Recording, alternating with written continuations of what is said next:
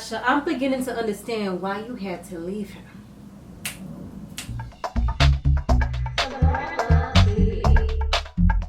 Hey, what's up? What's going on, everybody? You have now tuned into my power recap. Definitely make sure that you hit that subscribe button, and also make sure you share this video wherever you like to share videos. Let's get this on and popping, y'all. This was a crazy ass episode, wasn't it? Let me see. Let's do some shout outs before I get started real quick. So shout out to Nelly Mac 91 who answered my question that I had last week as far as like what type of gun it was. Nelly Mac said it looked like an AR with an automatic modification. Okay, I really don't know too much about them. And Rewind That said, my take is that Tyriq may have possibly purposely crossed Vincent in order to unite Ghost and Tommy. It was the face he made at the end that made me rethink everything I was thinking before. No, like, now that I seen this episode, I done rethought everything that I done thought in the freaking back episode, the last episode. Alright, so now we find out that Tyriq is pretty much working with Vincent to extort both Tommy and Ghost. And I'm like, yo, little dude, like, this is stupid because you don't know what kind of people you playing with at the end of the day. These people is real drug dealers. Like, you playing around in this because you want to be like your daddy, even though you don't want to admit that you're trying to be like your daddy, you know? So little does he know that Vincent is actually planning to kill him, you know? Like, Vincent, at the end of the day, he's like, I'm going to get the money and I'm going to kill all three of them. And I'm just like, yeah, that's the kind of people that you playing with right now. You don't know anything. Vincent even went to Tasha to let her know everything as well because Tyriq told him that Ghost probably didn't tell her anything, which was true. You know, a lot of times he tries to keep her out of the craziness, especially letting her know that her son was kidnapped by drug dealers who are planning to kill him if he doesn't give them $2 million. I mean, that's pretty much a reason for concern, you know? So now Tommy and Ghost are actually working together because, of course, both of them want to make sure that Tyriq is okay in the end. And Ghost had the audacity to go to Tate to ask him for $1 million so that he would be able to, you know, fund this whole let's rescue Tyriq mission that they got going on. Eventually, Tate finally agrees, but he did give a lot of pushback. And the only reason why I feel like he really agreed is because homie had dirt on him. And he don't want it to get out. And Ghost is definitely the type of person, he doesn't make threats, he makes promises. So if he says he's going to do something, he probably going to do it. You know what I mean? So I guess he weighed his pros and cons and figured, you know what? And plus, Ghost said that he would give him the money back within 24 hours before he had some type of fundraising that he was doing, because the accountants and them, they be checking that type of stuff, especially because they're going to be doing a fundraiser. They're going to be checking the funds to see what's in there, you know. So Tommy also goes to Jason to get more weight to move also, but Jason was giving him a little bit of, you know, he was kind of suspicious of him. Like, why all of a sudden you need to be moving more weight also quickly? But yeah, it was pretty much for the Save Tyriq fund. So they even ended up getting Dre back into the game as well. Even though they knew they couldn't trust him, they had Alfonso, who was actually a member on Tate's team, working with, or alongside, I should say, alongside Dre, just to make sure that he didn't mess up or do anything suspicious, because they know they could trust him. They couldn't really trust Dre. So Bianca and another detective, they end up going to see Tasha at her daycare to find out what's going on with Tyriq, since he was in the penthouse the night that Proctor got shot, and kind of ask him a few questions and get some more information. But of course he was kidnapped, so, you know, couldn't find him. And once again, Keisha, she's gonna be cleaning money for both Ghost and Tommy now. You know, even though she ain't really messing with them like that, in order to help, you know, Tommy is Tyriq's godfather, so, you know, he's invested in this. So she's, you know, she's down with the get down. So she's like, you know what, I'm gonna make sure I do it. She ain't gonna want Tasha to help her, but Tasha's like, yo, I'm gonna look at it, make sure everything is good. And she's like, nah, I got this. Tommy's like, nah, we gonna need her help. Because at the end of the day, she don't know nothing about this. At the end of the day, Tasha's the one who was the accountant. So she's the one who actually knows how to do this, knows how to do it correctly. She's been doing it for years. So she's more than likely not to F it up, as opposed to Keisha, who I feel like this is your trial run right now. Like, you don't really know it like that. You could let her teach you, which is what ended up happening, is she kind of like taught her the ins and outs. So maybe she could do it on her own going forward. But this ain't the time to be, you know, trying something out, baby girl. This ain't it. Not right now. So Tasha, she's legit like moving money for the dope boys or whatever, and Keisha ends up seeing her, but she told her to make sure you don't tell Ghost nothing. So at that moment she was like, nah, like I don't talk to that nigga, like I ain't doing it. But yeah, she's quote unquote not going to snitch on her, but she was kind of suspicious as to the fact, like, what are you doing, you know, because she was trying to pretend like this was somebody she was on a date with, but she was like, nah, I know your type and that ain't it. They also have some other dude that's moving, I mean, not some other dude, some other chick that's moving weight. That same girl that came to the daycare and came late talking about she a stripper, you know, doing the damn thing.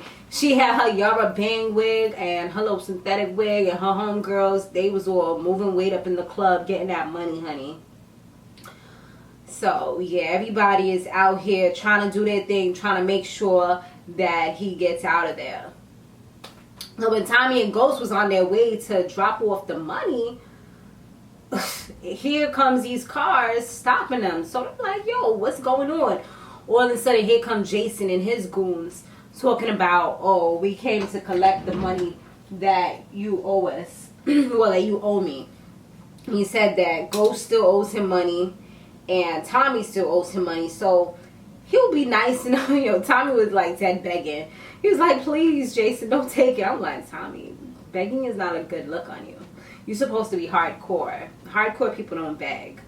But anyway, he ends up saying, nah, like, I'm just going to take half of this. You know, that should cover exactly what you guys owe. Cover the cost of your debts right now. So he takes that. So boom, there they go. Now they have to go to Vincent with their tails tucked between their legs and let him know that they only have half of the money. So Vincent has Tyriq come down, sit out on a chair, put a whole ton of little oranges in a bag, and start swinging it. But the crazy thing about it, Tyriq was looking at him like, yo, what the fuck? He looked legit shook, like, yo, this was not part of the plan. This wasn't part of the deal. Like, I wasn't supposed to get hurt. And he got hurt because he hit him some good licks, like 1, 2, 3, 4. He probably gave him like 5. Like, he looked like he legit could not breathe. I'm pretty sure his ribs is kind of messed up right now because those blows was some serious blows. But yeah, I'm like, what are you doing? Tasha, I mean, they keep on asking for Tyriq. They also went to Ghost, stopped him while he had contraband. You know, he had freaking drugs in the back of his car. He's like mad shook right there. The detectives, both of them, stops him to ask him about Tyriq, and they want to speak to him regarding the shooting. So eventually Tasha goes to Vincent and has Tyriq talk to both of them. And the crazy thing about it is that when Tyriq was getting questions, he was like lying. Like, first he tried to pretend like, almost like he didn't know anything, but they're like, we see that you went through the back. He said he went to go get coffee, which, wait, you know, if they was to go deep into the story, and I think Bianca kind of knew he was lying too, because when she was looking at him, the way she was looking at him, it just, like, the black woman seemed like she kind of related to him, because he said that he went through the back door because this white guy be looking at him funny every time and calling the cops every time he goes the front way, looking at him like he's not supposed to be in that building. Then he gives some other sob story about how everybody around him keeps dying and things like that. And I'm just like, you know, the best way to kind of detract from a situation or kind of you know, get people to care for you and kind of not think of you as a criminal, is to give them a sob story, give them something to feel bad about. So I feel like he was definitely getting to the black girl because she's probably like, damn, I could relate, you know, growing up in the hood or whatever, you know. I felt like she was here with him, but the other one, she kind of was like, yeah, I don't know about this story. And so she's like, and then his mom, when he was saying the stuff, his mother was kind of looking at him. You know, she tried to not show the fact that she could smell the bullshit, but I'm pretty sure she could smell it because she was looking at him like, oh, it's okay, baby. You know, take your time. But she like, nah, like, what white dude? What imaginary white dude are you talking about? And then when she talked to him when they outside, because she was like, you know, we could just go with the cops right now so you don't have to get in his car or whatever. Like, homie legit wanted to go back. Like, what are you doing? He was like, nah, I'm just going to go back because he was like, it was a setup, but at the end of the day, like, they plan to kill all three of us after they get their money. He's like, he overheard it. And I'm like, so you overheard it and you still want to go back with them? Like, what are you doing? You giving away free money? Like, what's up? So yeah, like that part, I was just like, I guess because he knows that Vincent knows everything about them, so regardless, it's like he's still in the hot water. Maybe that's what he was trying to say, because I couldn't see the logic in you knowing either way you're going to die, so you want to give them $2 million and then let them kill you, as opposed to being out and then letting Ghost and Tommy take care of that. Like, I don't get it. Anyway, so now they come up, the collective, and I'm talking about Keisha, Tasha, Ghost, and Tommy. All of them, they were sitting down trying to brainstorm, trying to get the money together. They only got $40,000 by the money that they got from the local drug boy selling that money, by Tasha flipping that. So it definitely wasn't enough. Homie was like, yo, this joint is trash. It's like 2 stars on Yelp. Like, it's not good. Yo, when he said that, I buzzed out laughing because I'm like a real valid Yelp and review looker. Like, if I see 2 stars, I don't know, bro. Like, let me look at these reviews. It ain't what's up. Nah, I ain't doing it. So it really was real funny to me. Whatever. I know I'm corny sometimes. Anyway, so they come up with this amazing plan to hit the fundraiser that's happening, you know. But a good thing about it is that what's his name is gonna be there. Ghost is gonna be there. Tasha's gonna be there supporting him. So everything is not going to fall back on them. So, you know, they did have Dre there as well, and they ended up hiring some workers. The dude with the, I forgot his name, Spanky, the one with the glasses who couldn't even see properly, putting on a freaking mask. They had him, the other dude, and they had Alfonso, which used to work for Tate. All 3 of them bust inside, you know, got everybody to give them their jewels and their money so that they could get all the money that they needed. But Alfonso was doing too much. And the crazy thing about it too is that Tate was realizing who he was. He was looking like, don't I know you from somewhere? I know you. Like, he kept on, like, I guess the voice, the look, like, the little mask ain't do enough, you know? It wasn't, he should have had something else on his face, because that wasn't doing it. So he looking at him like, and then when they got all the cash and everything, the other 2 left. This dude want to stay back and be talking to Ramona, asking her, ain't you the one from the porn tape and this and that. Like, dude, what is wrong with you? You way on your high horse right now. Like, you doing way too much. Like, you should have just bounced. So right there, he became a liability because, first of all, Tate knew who he was. So that means Tate's probably going to call the cops or whoever to get him questioned wherever he there. So that's number 1. You already know who he is, so that can come back to him. And number 2, like I said, homie was doing way too much. Like, he was being real sloppy. And so I know in Ghost's mind, he's like, nah, we need to cut this off, wrap up this loose end real quick. So he had a gun in his pocket. He ends up passing it over to Tate because at the end of the day, Tate is he used to be a cop, and he mentioned this many times, especially in this episode, kind of refreshed our memory. So he can actually hold the gun, as opposed to if Ghost was the one who had the gun it probably would have been like, okay, why do you have a gun? Why did you bring a gun here? What's up? Like, it would have been a whole ton of the questions, 21 questions that nobody ain't trying. 21 questions. 50 Cent back in the day. That was 50 Cent, right? I believe so. That was my song. Anyway, so, you know, they were just asking mad questions that he really wasn't, it wouldn't have been a good look. So, to avoid all that, he passed it over to Tate. Tate, he has that, you know, he's okay with being able to do that. It would look great for him as being the hero. So he had to do what he had to do. And homie was just about to shoot him too. You know, Ghost made a big deal about it, was riling him up real quick, and Tate finished the job because he was dead pointing the gun at Tate, and it looked like he was about to do what he had to do. So Tate did it first. The suspect was holding the gun at him. Boom, take that shot. So he came up as being, you know, and Ramona even mentioned it. She's like, you know, everything worked out. Funny how everything worked out, because insurance is going to pay everybody back, and and you know, Tate looks like the hero for the night because he took down the bad guy. So yeah, it's pretty awesome, and he gets to be on camera. So hey, you know, it's amazing.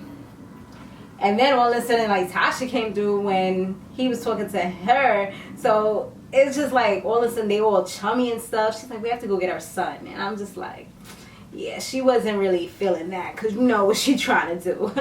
Twinkle, twinkle. You know, she's trying to sit on something real quick. So now it was time for the exchange. And the great thing about it was that, all right, we're going to get to that. Let me not jump the gun. It was time for the exchange. So they go to give Vincent the remaining $1 million. You know, they had taken one of his dudes because, you know, they got the story through Tasha that he was going to kill all three of them anyway. So they're like, you know, we're going to take something of theirs. Then we kind of switch off. That'll be a better look. So they switched off. And these dudes want to roll up with their guns, like, pointing at them. But Ghost of them was ready because all of a sudden you see some cars pulling up. Like, what's good? What's up? It was Proctor's cousin Benny and his people, the Italian crew. You know, they Italian too, but they Italian as well. And, you know, they pulled up and they was ready for war. So he came, you know. I guess, like, Benny and his people is big time, you know, a little bit bigger as far as, like, you know, respecting the hood. So he came through and he was just like, all right, so we have to, you know, pretty much let him know, like, all right, they gave you the money. I heard about this. Ghost helped me out. Let me know who it was that did whatever they did. So now y'all got to let this go. Otherwise, you're going to have problems with me and my people. And I don't think you want to have that. You know, we just kind of let him know real quick. He was like, al dimo vince. I was like, which I think I got it right. He's like, are we good, Vincent? And Vincent thought about it. I guess he's like, you know what, I don't want to go to war with these people because they crazy. You know. So yeah, we good. They good. They paid their debts off. They alright. So at that moment, when everybody dispersed, and it was just Tommy and Ghost there, I was like, yo, this is going to be real good because they gave each other that look, you know? And I'm like, all right, the beef has to be done now. Like, it's done. It's over. That's it. But then, when freaking Ghost gets home, he tells Tasha that he knows that Tommy did it.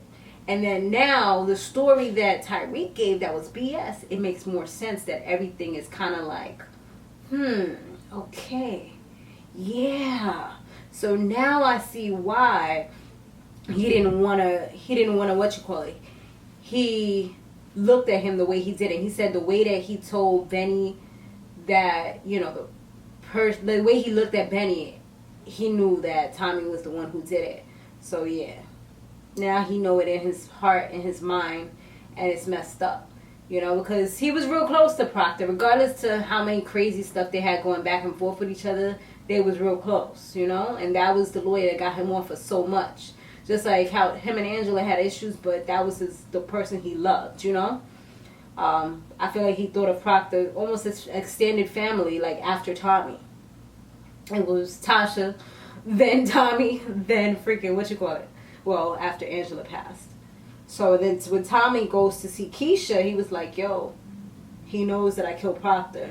He was like, yeah, I think he's going to take this as personal as he did the whole Angela thing. And she's like, I'll kill him for you if I have to. I'm not going, like, shut up, Keisha. Think about your son. Like, what are you doing? You're getting way too deep for this dude. Like, he'll kill you in a drop of a dime, so you need to stop. And I'm talking about Tommy. So, he was like, yeah, playtime is over. I'm like, oh, here we go. I thought it was over. I thought we put in the freaking white flag, but no, it's still going, man. So we gonna see. That would have been too easy anyway, right? We still got more episodes to go, so it's about to get crazy, y'all. All right, guys, thanks for watching. I'll see y'all in the next one. Later.